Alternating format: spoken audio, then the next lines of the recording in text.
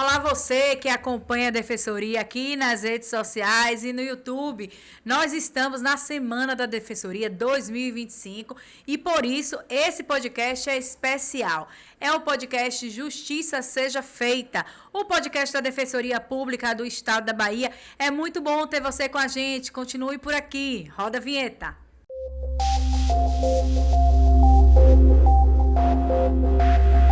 Estamos de volta e agora eu tenho a companhia do Dr. José Vitor Ataíde. Ele que é da 5ª Região, lá de Juazeiro. Juazeiro, Terra Boa. Doutor, seja muito bem-vindo. É muito bom ter o senhor aqui no nosso podcast Justiça Seja Feita, o podcast da Defensoria Pública da Bahia. E eu já quero que você comece me falando como é que tem sido os últimos meses aí à frente da coordenação da 5ª Regional. Obrigado pelo convite. Eu brinco que Juazeiro é a regional mais importante da Defensoria da Bahia, a regional de João Gilberto, a regional de Ivete Sangalo. Então, é um desafio muito grande, porque a regional de Juazeiro ela conta com o município Senhor do Bonfim, Jacobina, Campo Formoso.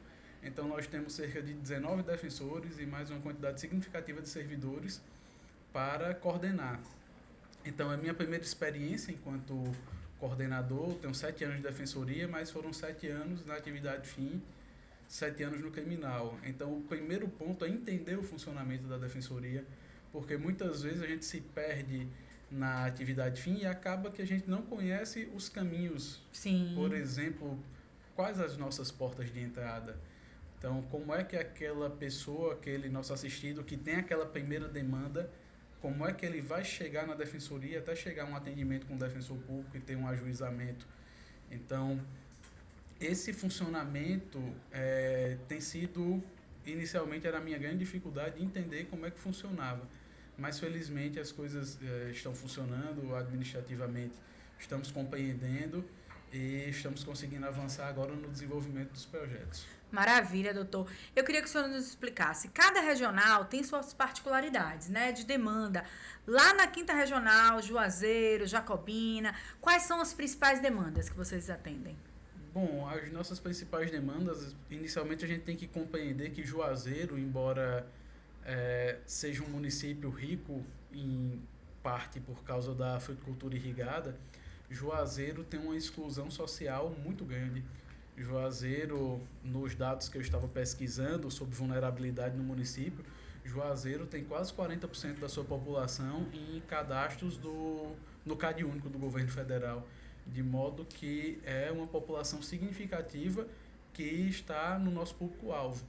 Para além disso, Juazeiro tem uma população flutuante muito grande, porque são pessoas que vêm para a sede ou diariamente ou sazonalmente por questões de contratos de safra. Então, nós temos essa vulnerabilidade porque muitas vezes essas pessoas que vêm a Juazeiro, elas vêm nessa necessidade de sobrevivência, elas vêm em condições muito, muito miseráveis. Então, nós temos alguns problemas com esses trabalhadores rurais, com as pessoas que carregam os caminhões com as frutas. Então, termina que gera todo um problema social, porque torna-se um local de uso de drogas e aí o tráfico acaba tendo um número significativo no nosso município, mas nossas grandes demandas continuam sendo as demandas de família. Nós temos uma necessidade muito grande de ampliação da nossa atuação, justamente por esses 40% da população de Juazeiro que tem que está inscrito no CAD único, ou seja, é uma população que realmente ela é vulnerável economicamente e com todas as outras vulnerabilidades daí decorrentes. Doutor, quando o senhor fala de ação de família, só para quem está em casa poder entender, ação de família é pensão alimentícia, guarda, tudo que envolve isso, é isso? Isso, ações de família, basicamente ações de pensão alimentícia e as execuções relacionadas às pensões alimentícias são grande parte da nossa atuação. E quando a gente avança para os outros municípios da regional, as demandas são parecidas, porque cada comarca, e quando nós vamos para Campo Formoso, para Jacobina, nós temos algumas vulnerabilidades decorrentes da mineração, da estrutura econômica daqueles municípios. Então, termina que são municípios que, cada um com sua particularidade, mas são muito semelhantes nesses aspectos de vulnerabilidade e com as principais demandas associadas às ações de família. Uma das formas de atuação da Defensoria Pública é por meio de causas coletivas. Como é que o senhor avalia a importância da atuação nessa seara e quais são as expectativas de atuação por esse novo movimento da instituição? A importância é algo que está dado. Tanto que parte significativa da luta institucional da Defensoria Pública foi para avançar nas ações coletivas, foi para conquistar legitimidade, tanto por lei, como também conquistar uma legitimidade dentro da nossa estrutura para poder ter parte da carreira voltada a essas ações. Então, é uma alegria poder avançar nesse sentido, ao mesmo tempo em que é uma necessidade da instituição que a gente avance por meio dessas ações coletivas. Me diga uma coisa, doutor. Aqui no podcast Justiça Seja Feita, a gente gosta muito de ouvir história. E eu sei que o senhor lá em Juazeiro tem muita história para contar. Com 7 anos aí de defensoria. Me diga assim, tem alguma história que o senhor lembra que foi marcante ao longo dos anos? Eu sou do júri. Tá? 6 anos no júri.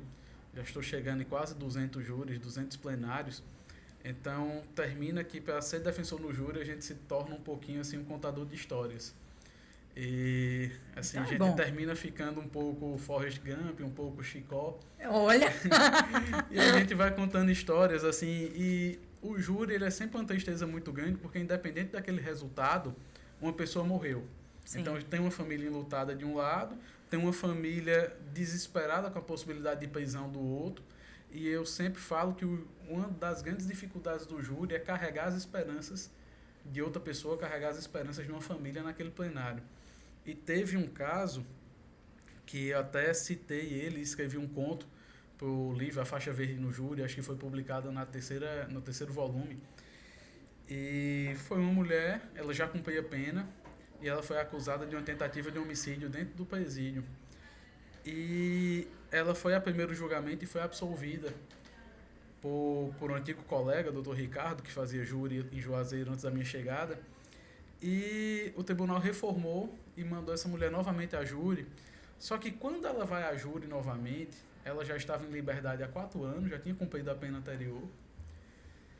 E aquilo causava um sentimento assim quase de desespero na minha pessoa, porque eu sentia uma obrigação muito grande de não deixar aquela mulher voltar para o presídio. Com todos os elementos ali, a vítima já tinha externado que perdoava aquela mulher, ela já estava vivendo a vida dela. Então eu lembro sempre disso, porque felizmente deu certo. Foi até engraçado porque ela não entendeu, porque não houve propriamente uma decisão de absolvição, mas teve uma decisão que desclassificou a ação dela, e ela foi condenada numa lesão corporal, e aquilo significava que ela não voltaria para o presídio. Mas ela não compreendeu aquilo, e no entender dela, o defensor anterior tinha absolvido. E aquele defensor que estava fazendo ali, eu no caso, não tinha absolvido. Sim. Então, ela ficou revoltada comigo, eu tentei explicar, ela não conseguia entender, mas assim, foi uma situação muito tensa. Carregar aquela responsabilidade foi muito difícil, assim. Eu estudava os sermões do padre Antônio Vieira para tentar convencer aqueles 7 jurados de que o bom ladrão, né, que o ladrão rico, ele tem muito a retribuir, mas o ladrão pobre, ele já teria pago a pena dela, né? Então, felizmente deu certo, e embora ela não tenha entendido, mas valeu, né? É que ela está e o senhor escreve conto, doutor? Eu escrevi especificamente nesse da faixa verde. Já tentei escrever, mas eu tenho o péssimo hábito de, depois de um tempo, não gostar e apagar o que eu escrevi. Vamos deixar aqui registrado, doutor José Vitor Ataíde, da 5ª Regional. Ele precisa compartilhar esse conto com todos nós. Estamos aqui deixando no podcast Justiça Seja Feita. Nosso convidado ilustre aí. Vamos falar desse conto qualquer dia desse, hein, doutor? Vou te trazer para a gente voltar a conversar sobre isso. Me diga uma coisa, o senhor tem 7 anos aí como defensor. O que te move, doutor? Acordar todos os dias para enfrentar esses desafios aí como defensor público? Eu acho que eu não sei sequer explicar como é que começou essa paixão pela Defensoria Pública, mas eu sou apaixonado pela Defensoria Pública. Se tivesse que trabalhar em outra carreira jurídica, acho que eu não seria feliz. Com todos os problemas que nós temos, e temos muitos, é o lugar que me cabe. Eu nunca fiz concurso para outras carreiras, porque eu sempre fui um apaixonado pela Defensoria Pública. Eu lembro um primeiro caso assim que eu atuei quando eu era estagiário ainda, era uma demanda previdenciária que depois de um tempo aquele rapaz volta lá no meu setor, era estagiário, para me agradecer, porque a concessão daquele benefício fez com que ele repensasse a vida dele, porque ele estava cogitando suicídio. Então, naquele momento, assim, nossa, é isso que eu quero fazer. E certa vez eu conversava com um amigo que é professor e ele demorou a se encontrar na carreira jurídica, até que começou a dar aula e se achou naquilo. E ele fala que quando está numa sala de aula é o lugar dele no mundo. E eu falando para ele que eu sinto uma coisa muito semelhante. Quando eu estou apresentando uma cota, uma ciência de audiência num processo, que a gente coloca lá MM Juiz, ciente, José Victor Ataíde, defensor público. Eu acho que assim, não tem outro lugar que me caiba, não tem outro lugar que me faça feliz como a Defensoria Pública, e é isso que me move. Olha, é emocionante, hein? Eu quero agradecer, doutor, pela sua presença aqui. O podcast Justiça Seja Feita, edição especial da Semana da Defensoria 2025. É sempre uma honra dividir essa mesa com defensores e defensoras tão comprometidas com a Defensoria Pública do Estado da Bahia. É muito bom ter a sua companhia, continue com a gente, entre em nossas redes, entre com a gente no YouTube, www.youtube.com.br/Defensoria Bahia. Aperta o sino para não perder nenhum conteúdo. Muito obrigada por sua companhia.